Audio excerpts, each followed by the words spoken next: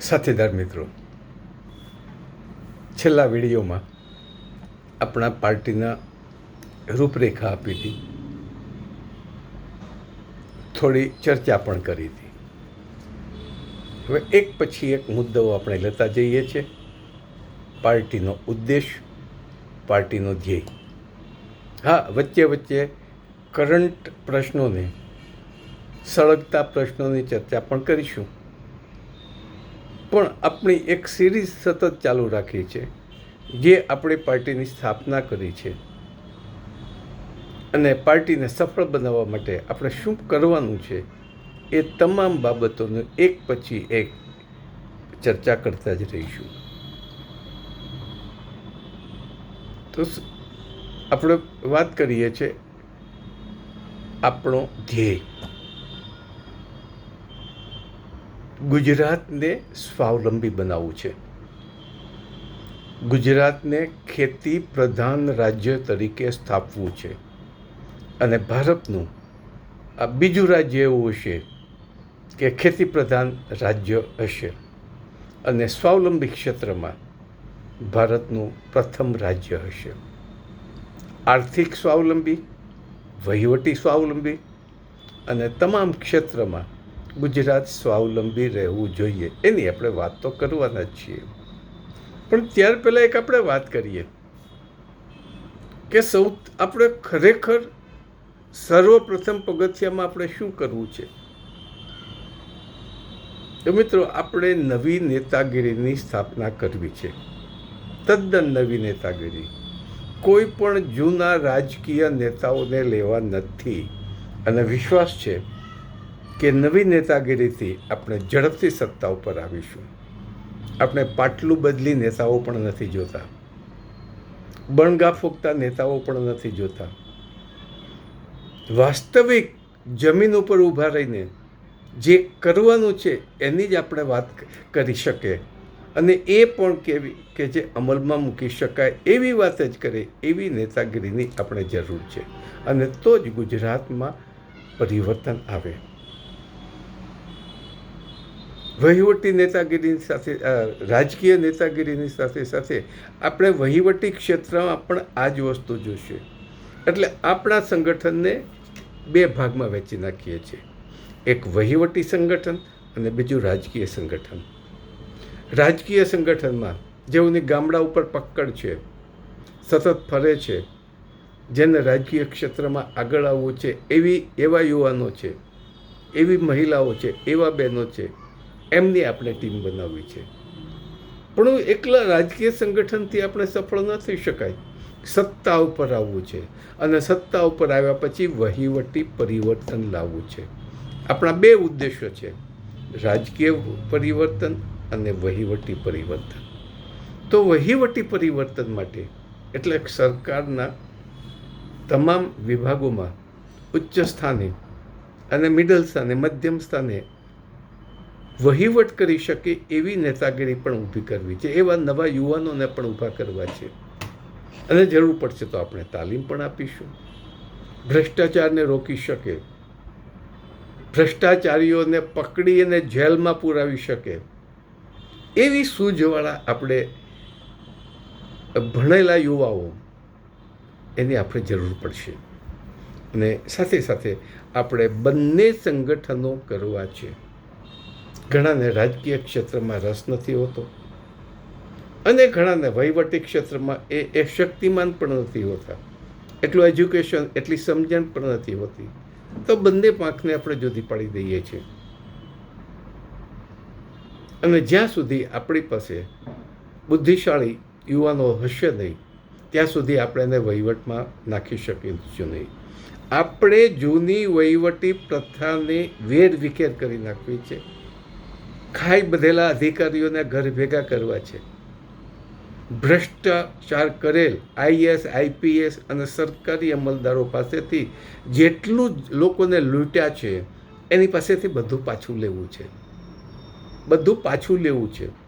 એની મિલકતોમાંથી, એમની રોકડમાંથી. એની પાસે ઘણી બધી રોકડ અને સ્થાવર મિલકત સ્થાવર અને જંગમ મિલકત એણે એકઠી કરી છે, એ બધી જ આપણે લઈ અને સરકારી ખજાનામાં નાખવી છે.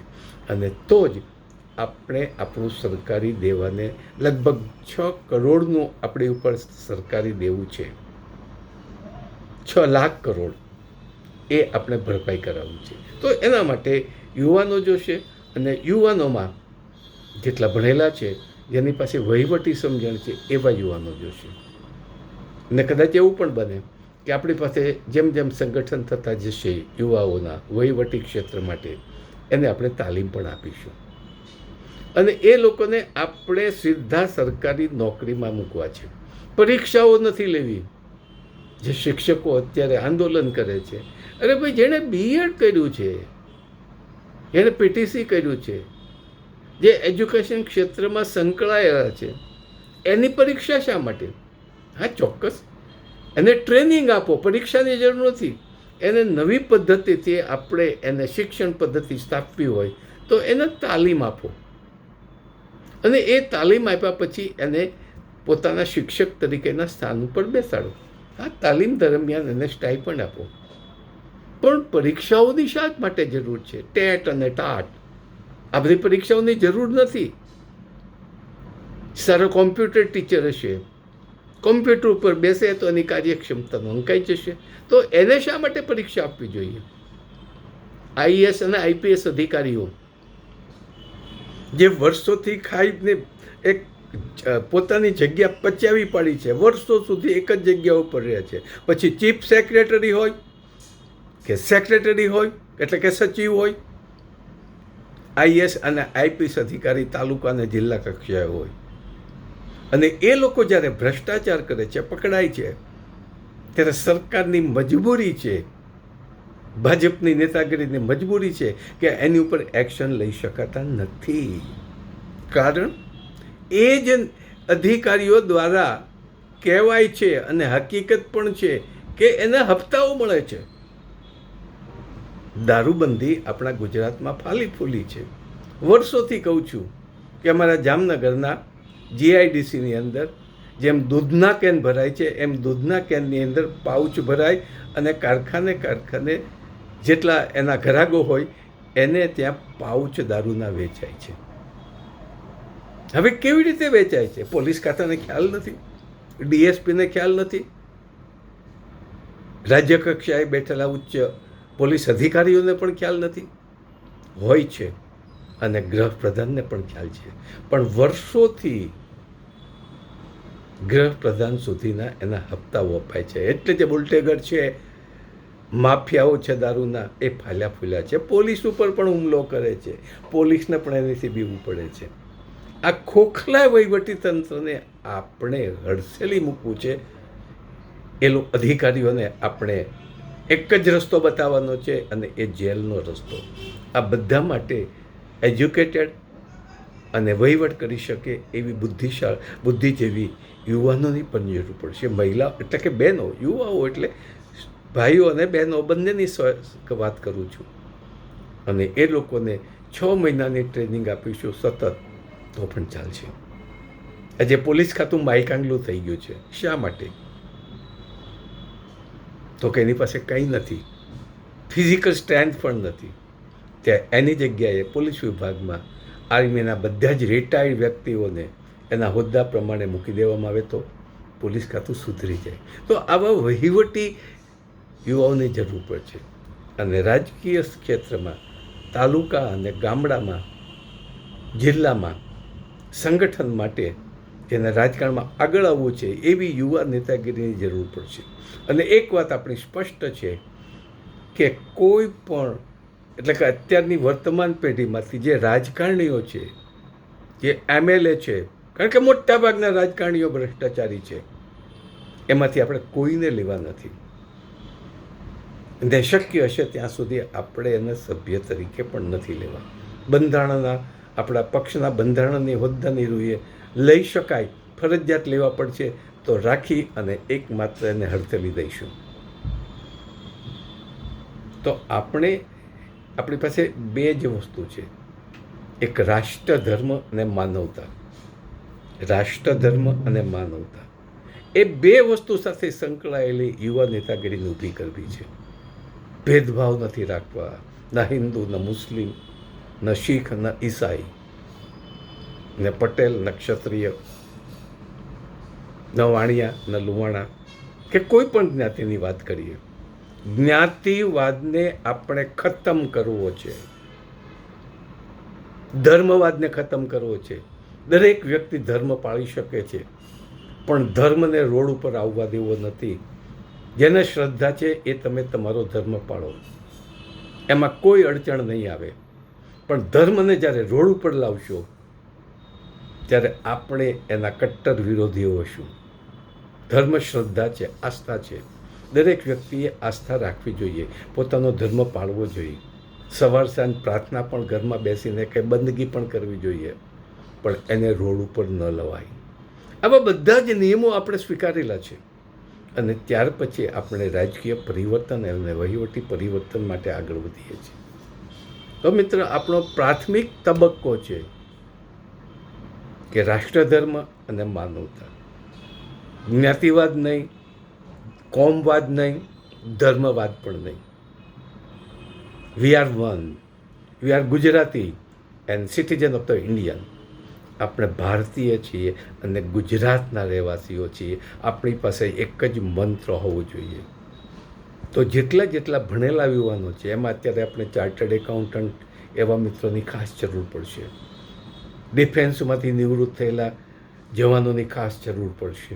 આ બધાને આપણે સંગઠિત કરવા છે. અને એ પણ 4-6 મહિનામાં જ્યારે આપણે સંગઠનની શરૂઆત કરીએ છીએ તો એને પણ આપણે સંગઠનમાં એની કેટેગરી પ્રમાણે, એની ઈચ્છા પ્રમાણે આપણે લેતા જવાની શરૂઆત કરી દીધી છે.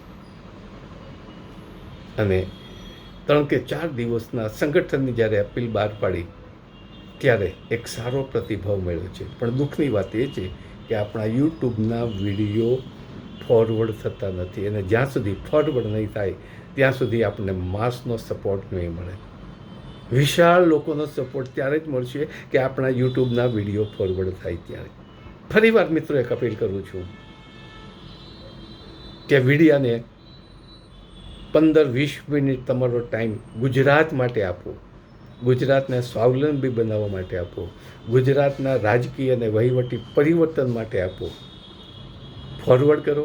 મિત્રોને પણ કહો કે વિડીયો જુઓ અને આ યુટ્યુબને સબસ્ક્રાઈબ કરો. બસ આટલી અપીલ સાથે આજનો સંદેશ છે. વિરમું છું.